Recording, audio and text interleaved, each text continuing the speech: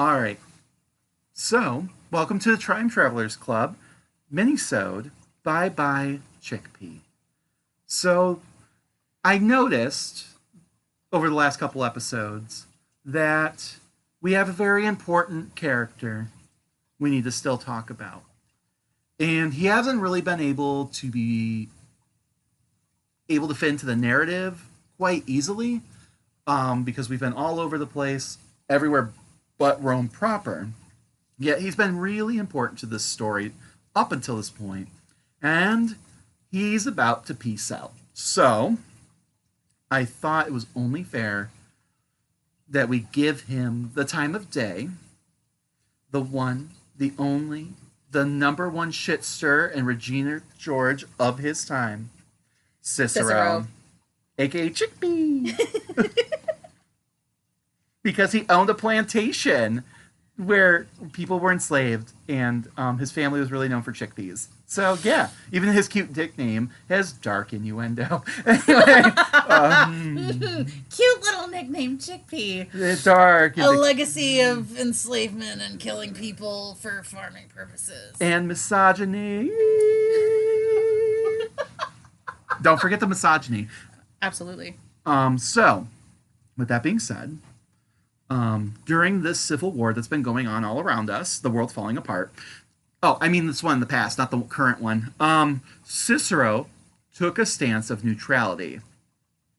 And you don't see them. I'm doing air quotes. Not because he was a good person, but because he just hated both sides. He viewed the triumphant as weak sissy boys. The triumvirate, that is. And then the liberators as villains who murdered someone, even though he also hated Caesar, because this man could not make up his mind. And also, we'd like to point out, he was there and didn't stop them either. No, he didn't. He just, bounced. He was just like, oh shit, oh shit. They were serial. But he also found himself as the most influential man in Rome after the Ides, and therefore in the same bind as Cleopatra. Which side was he to join? There's irony there, of course, but, Also, just to point out, this was the 5th Civil War in, his own lifetime. Been there, done that. Right. He's an expert. But by May of 44 BCE, Cicero felt Rome was no longer safe for him and ended up aligning himself more with a guy called Dolabella. We've talked about him before. He's a snake. He's a little bitch. But by this time, he had been lining up with the Caesarians, right? AKA, Mark Antony, Octavian, Lepidus, all them. At this time, he had been Cicero's son-in-law for 4 years. And he and Cicero's daughter had divorced. I read that wrong. But by this point, he had been his son-in-law, Cicero's that is, for 4 years. But ultimately had divorced her while she was still pregnant. Because Dolabella's a classy guy like that. Upstanding. Yeah.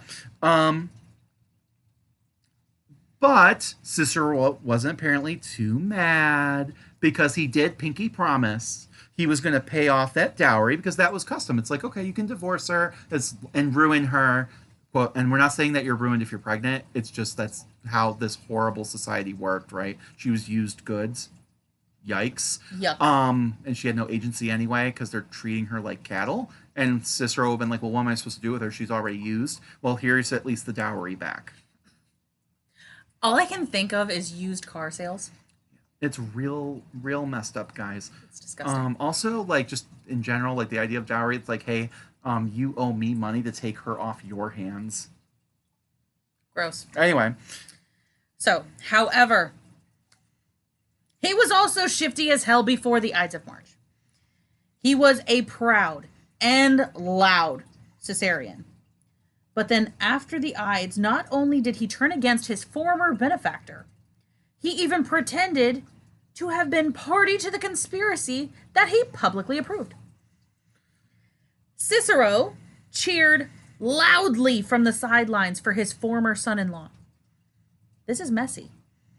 He even destroyed a makeshift column raised to Caesar's memory, suppressed pro-Caesarian demonstrations, and Cicero's esteem only grew.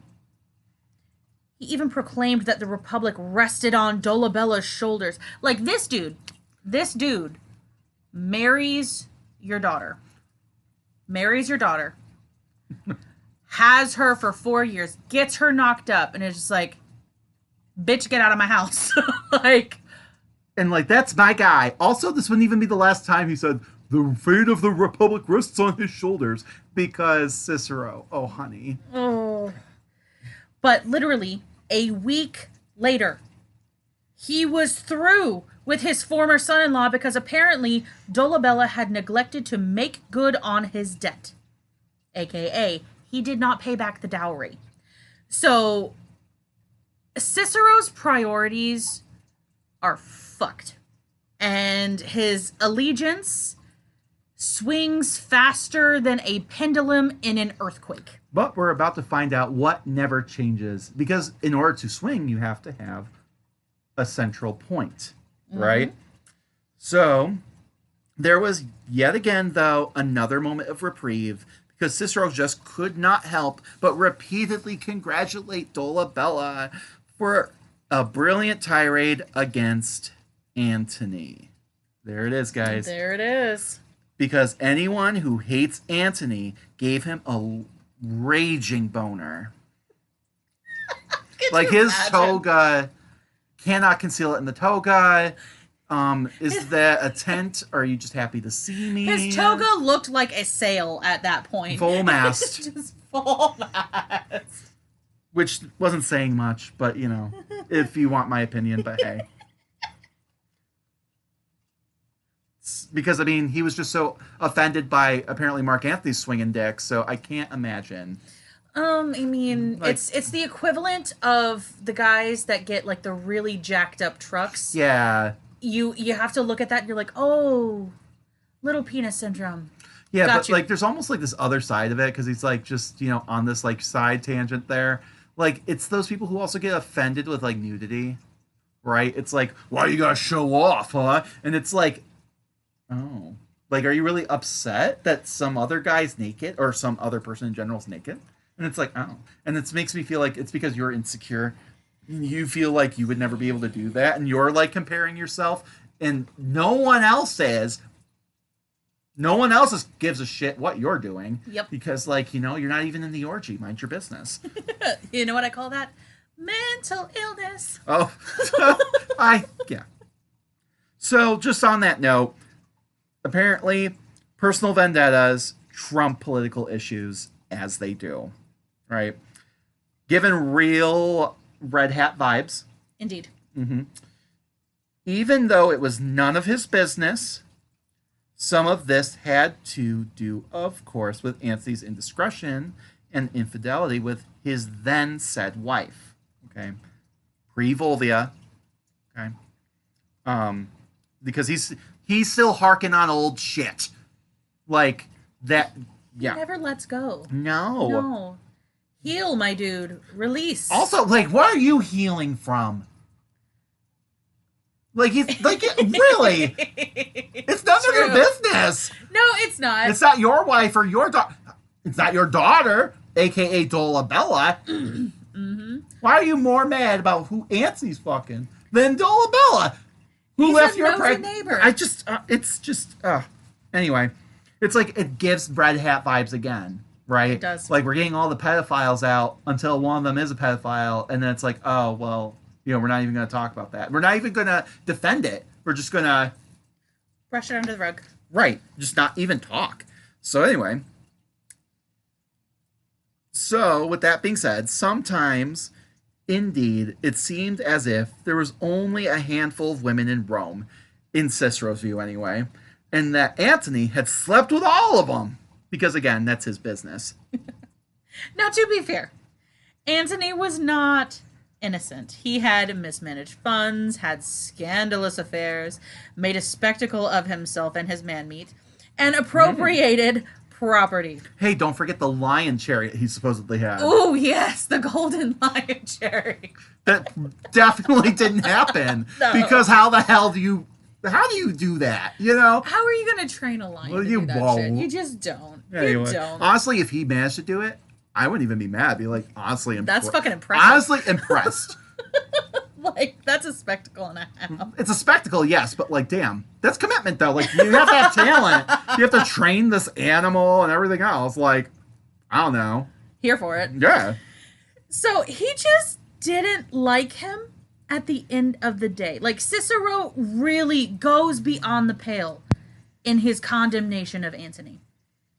His confidence just pissed him off, and he couldn't stand why he was so popular and no one saw what he saw.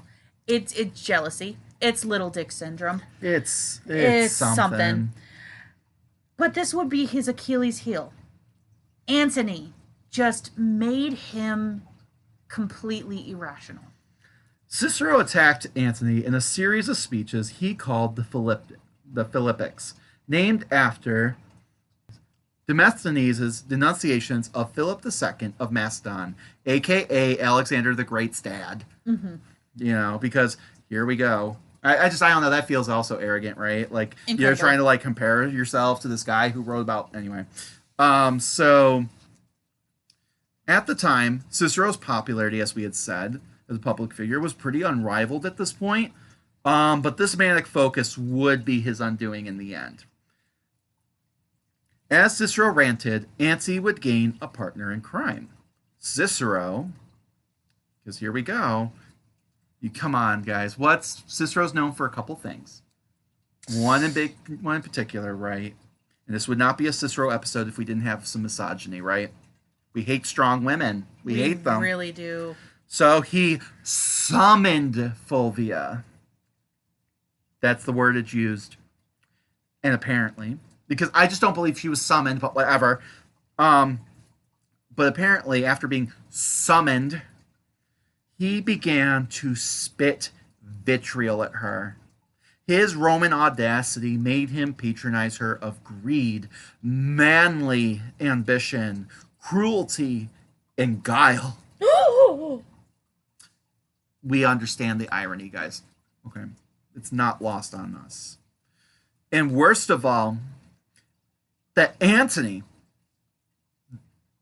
would answer to the whims of this woman over the Senate and the Roman people. Men, because clearly women were not Roman people. No, we're barely people at all, right? Right, exactly. Like, what are you doing on here?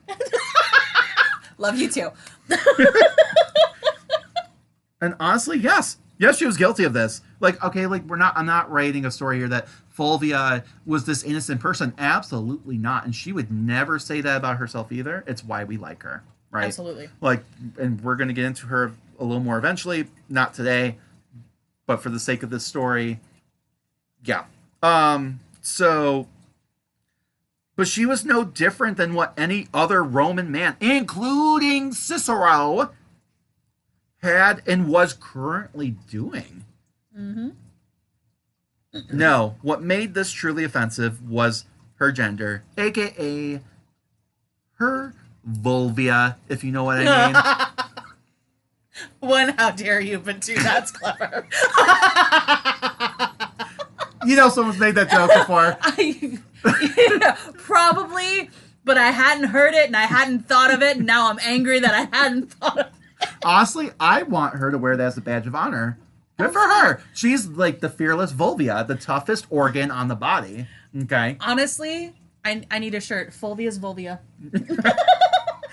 That's like adamantium. Like, Absolutely. Like Wolverine got nothing on her.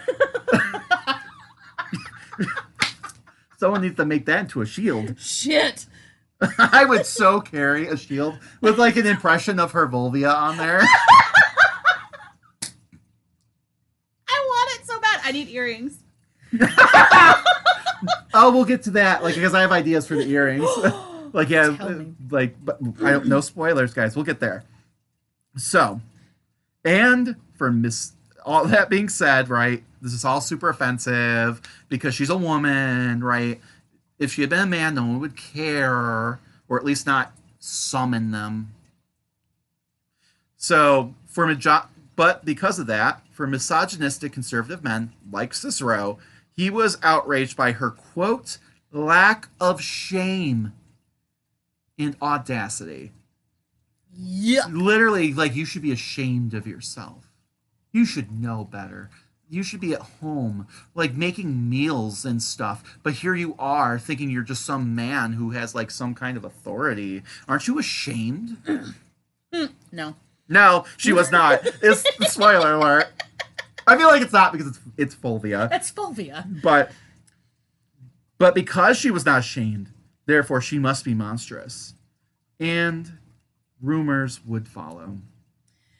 Speaking of women Cicero couldn't stand, by the end of 43 BCE, Cleo was dealing with famine, and the Roman Civil War was coming to a head. Meanwhile, Cicero supported Decimus Junius Brutus Albinus as governor of Cisalpine Gaul, and urged the Senate to name Antony an enemy of the state. This is some petty shit, guys. Granted, one could argue Antony having control over the eastern provinces in Gaul would be an awesome amount of wealth and power under his control, but, 3/4 of the Republic's territories and most of the wealthy ones. Cicero's reasons were far more personal, and he would support anyone else over Antony being in control of the territory.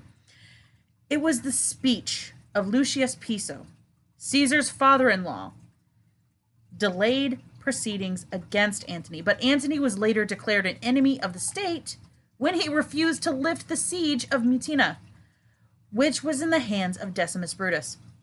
They would end up sending Octavian in to break that siege, and Antony would be forced into a retreat. With Antony defeated, the Senate assigned command of the legions in northern Italy to Decimus. Yeah, I mean, this was definitely a political blunder on Antony's part. He's like, I'm going to take what I want, what I feel like I'm owed. I'm not going to listen, and giving jock energy for sure. And no, it didn't work out in his favor. No. And when we say Octavian came in, I mean, like, let's be real.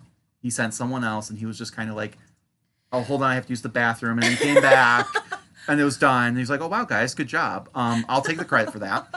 Octavian, every time Octavian pops up, I'm just like, this little, like... Yeah, he's a twerp. This little shit right here. Yeah, he's just a twerp, like Christ. But he's a dangerous twerp. He's smart, so don't count it against him. But yeah, I mean, it's a political blunder, though, because, you have Decimus, kind of just like, he was going to have part of that. Well, now he's got the whole thing. Yeah. I mean, so it backfired. But if you thought that this was going to be a permanent setback, you'd be wrong. And Cicero most certainly would be disappointed. Because ultimately, Cicero's plan to drive Antony out failed. Because Antony and Octavian reconciled and allied with third wheel Lepidus. Lepidus! Like, there's another show that I listen to, Ancient History Fangirl, and like they had like a whole episode, and they make Lepidus like butters. And like they'll be like, oh, hamburgers, and I'm just like, I can't get the image out of my head. Like he's like General Chaos or whatever. He's got the little hat and everything. Oh my and I'm like, goodness. I could just see Lepidus being like, oh, hamburgers. Every time. No, I just see a little Labrador, like a Labrador puppy. It's just like, I'm so excited, guys. Yeah. Well, he's just there. He's just happy to be there and help. He does end up pushing back at later on, kind of in the story, but trust me, the one time he actually stands up for himself, it don't end well. But anyway, they're all reconciled. They're buds now. They've divvied everything up, right? We've gone over that before. And they have now formed the second triumvirate because the first one went so well. Indeed. But whatever. And those people got along probably a lot better than honestly these guys did, but whatever. Yeah. But the alliance came into official existence with something called the Lex Titia. Titties. And that was passed on the 27th of November in 43 BCE, which gave each triumvirate consular imperium for 5 years. Just to remember, guys, consuls were originally only supposed to be a year. So here we are.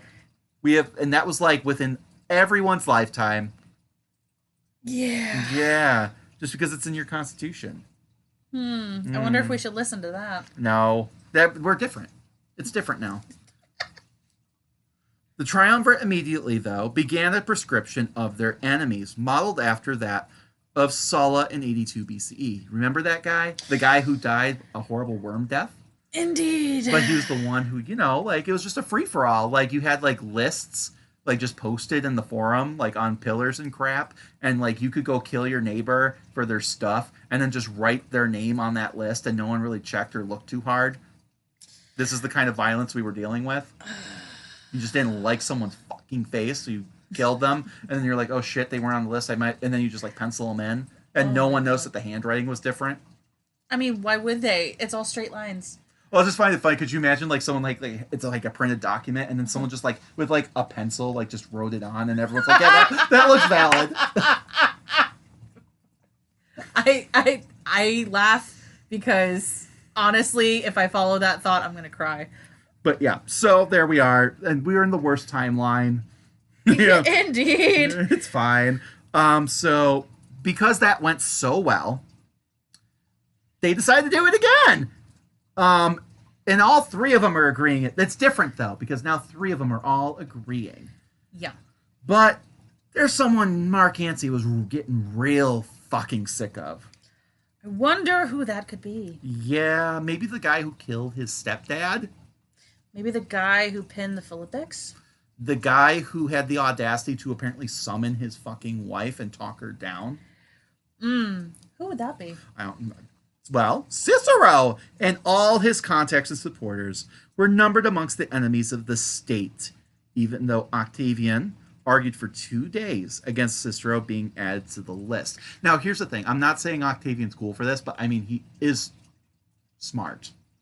Yes. Because it more so positions him against the violence to come and gives him a way to be the good guy. Oh, either the reason. Yeah, I mean, this is honestly pretty brilliant of him because either way how this turns out, it comes up fucking daisies for him, right? Absolutely. Because if Cicero lives, he's got this guy who's super important, popular, and well-respected who owes him a fucking favor. If he doesn't live, well, he's like, I was the voice, like you said, the voice of reason. And, right. And he can always take the stance of like, well, look how violent everybody is and blah, blah, blah. And I didn't do that. Right, which we will see that's bullshit, but whatever. Just to throw it in there, though, to sweeten the deal, because what ultimately convinced him, Lepidus and Mark Antony threw their own relatives onto the list. Lepidus threw his brother in there just to get rid of this guy, because even Lepidus is like, yeah, fuck that guy. Like, yeah, I mean, I like my brother, but I hate Cicero more. All right. So, according to Cassius Dio, writing some 200 years later, so, of course, time has passed, history has continued, this is a writing 200 years removed from the events. By a rich old white man who looks up to this rich old white man. Indeed. But according to him, the whole city was full of corpses. As the men of the triumvirs were unleashed upon the city, purge style, in a season of bloodletting, the bodies flung into the Tiber, and dogs and birds devouring the corpses with abandon. Some, in their desperation, even seeking safety by diving into wells, filthy sewers, and even chimneys. It's giving some real ice vibes here. Yeah, I feel like I'm in Minnesota right now. Potentially, or Chickpea. I mean, to be fair, honestly, most of this country, but because as we're recording, it's happening a lot in Minnesota. But, It is. One wife in particular came up with an ingenious solution where she had her husband secreted away in a leather sack to the coast, which maybe she was inspired by a certain Eastern queen. Yeah, one that maybe Cicero doesn't particularly like. Potentially. But, and because he didn't listen to her, maybe if he respected her, he could have come up with this idea too. Possibly, but she has a vagina. Ugh, gross. Vulvias, and Cleo. Cleo's Clito. Oh, sorry. Sorry. We need matching shirts now. Fulvia's Fulvia, Cleo's Cleo. I need this so bad. Cleopatra, Cleopatra. Cleopatra. I love it. That's gonna be my stage name if I ever become a prostitute. Call me Cleopatra. Yes. Fuck.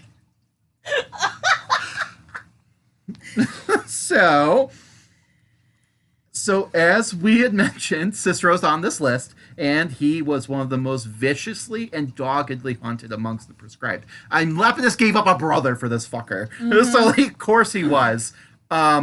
He was viewed, though, with sympathy by a large segment of the public. Well, according to the people writing afterwards, but hindsight's 50-50. I could believe it, though. I mean... Hindsight's 50-50. That eyesight is shit. It is. I said it on purpose. That's why I said it. Because, I mean, we're reliving history. Roman history right now, guys. And that was like 2,000 years ago. And we've already made this mistake like 8 times in between. Oh, fuck. But whatever. We're on the worst timeline. So we're time traveling now, right? Right. See? We don't even need a time machine because we just get to relive it in different clothes. We laugh so we don't cry. So, having abandoned all sorts of plans for escape, and it's kind of given like, not even that he was like trying to plan to escape, but that people were like, oh, you should try and get out of here. And he kept going like, no, I can't. I shan't. But whatever. He would be eventually caught, though, on the 7th of December, 43 BC, leaving his villa in Forme, just south of Rome. Which Forme, if you're not aware, is like this, like, it's like a suburb of Rome. And it was like where wealthy, rich fucks lived, right? The story goes, it's like the Hamptons. He's in the Hamptons. The poors, they've come for us in the Hamptons. But anyway, the story goes that he had just lain down for a nap, went up, and okay, guys, it's a story. I'm putting this out there right now, and you're going to see why. Okay. A crow flew into the window and began to peck at his bed covers. The slaves, read this as a sign of an impending doom and begged him to flee by having them, like, they literally, it's written that they begged for them to carry him. How noble. Right, okay, whatever. No. But having them carry him to the sea in a litter where he could embark on a ship destined for Macedonia. Apparently, quite reluctantly, because he just didn't want to abandon his beloved Rome, he would eventually cave, and he climbed into the litter, a copy of Euripides, a famous tragic poet, in hand, which I find hilarious because Euripides was pro-woman, and he's the same guy who wrote the Bacchae, and it was Eat the Rich, literally, but whatever. I wonder, do they have Mockingjay in their hands on this one? But just minutes later, a centurion smashed down the door to the villa, only to find that their quarry had just left and was down the road. Meanwhile, Cicero gave the orders to have his now terrified servants, because apparently they just realized, oh shit, maybe this wasn't a great idea, maybe we should have given them up or whatever, to set him down amongst the trees as he, quote, wanted to look his murderers in the eye. Oh, how poetic. This 100% happened, guys. There was the crow, the servants begging to carry him, all of it. Everything. All of it's true. When his would-be killers, Herennius, a centurion, and Poplius, a tribune, arrived, Cicero's own slaves said that they had not seen him, but he was given away by Philologus, a freedman of his brother Quintus Cicero. He bowed to his captors, leaning his head out of the litter in a gladiatorial gesture to ease the task. By baring his neck and throat to the soldiers, he was indicating that he would not resist. According to Plutarch, Herennius first slew him and then cut off his head. So I love that he, like, bares his neck and, like, he's like, just do it. make it a swift death. They're like, okay. And it sounds like they just like stabbed him in the guts and then chopped his head off. Like, you fucker. We're just going to kill you the way that we want to kill Like, you. goddamn. You don't get a choice. Don't tell me what to do. Don't tell me what to do, Mom. Goddamn. And since this is wrong, they would absolutely stab their mom. They fucking would. That makes me so that reminds me depressed. of, God, what's her name? Why am I blanking all of a sudden? Nero's mom. Smite my womb. Smiting my whoop. Fuck. I need that on a t-shirt too. Fuck. So, on Antony's instructions, Cicero's hands, which had pinned the Philippics against Antony, were cut off as well. Those were nailed along with his head on the rostra in the Forum Romanum, according to the tradition of Marius and Sulla, both of whom had displayed the heads of their enemies in the Forum. And to be fair, if I remember correctly, if this is true, okay, like, he kind of did that to his stepdad, right? Correct. Like after they like done and like choked them sweetly in the pit. And, choked sweetly. in the dark hole. Goodbye, sweet prince. Just die. I'm pretty sure they chopped off their heads and displayed them too. So like, They did. Which we could talk about that too. Like, we kind of had thought, right, when we were doing like kind of like our rehearsals of this, like, she's like, I don't know if I really believe Mark Antony would do that. And like, we're going to discuss why. We kind of compare notes, and I don't want to give spoilers, but if you look at his trajectory, yes, he's kind of a brute. He's a bit of a jock, but typically he is a pretty honorable guy once the people are dead, right? And like, he usually treats the bodies with dignity and respects their positions. But I'm like, you know what, Cicero though? There's more there. This fucker, like these other people that this kind of comes down to, it's not quite as personal, right? Like, even like Brutus when he died and stuff like that. Like, yeah, he's probably not a big fan of Brutus who stabbed his best buddy. But Brutus was politically inclined more than anything else. And, True. And like, he was still a man of honor. And he wasn't like making it super personal. But this was the guy who fucking like choked his stepdad in a pit. Because... Yep. And overran like all of the Roman laws to do it. Yep. And yet this is the same guy who goes like Roman virtue and republicanism and upholding the proper old ways, and unless it's inconvenient for him. And you know what? Law and order, unless I don't like it. Right. And then like, Antony saw right through that fucking hypocrisy. And then like, and it doesn't just end there. He's killed so many people. He watched Caesar fucking get stabbed. He's watched this guy flip-flop back and forth. He's been writing nasty shit about him and humiliated people in all these different people in his life. Yeah, I bet you there was something. By then, it's like, fuck you, guy.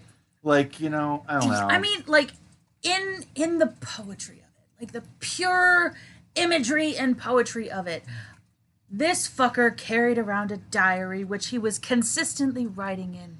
Write this, bitch.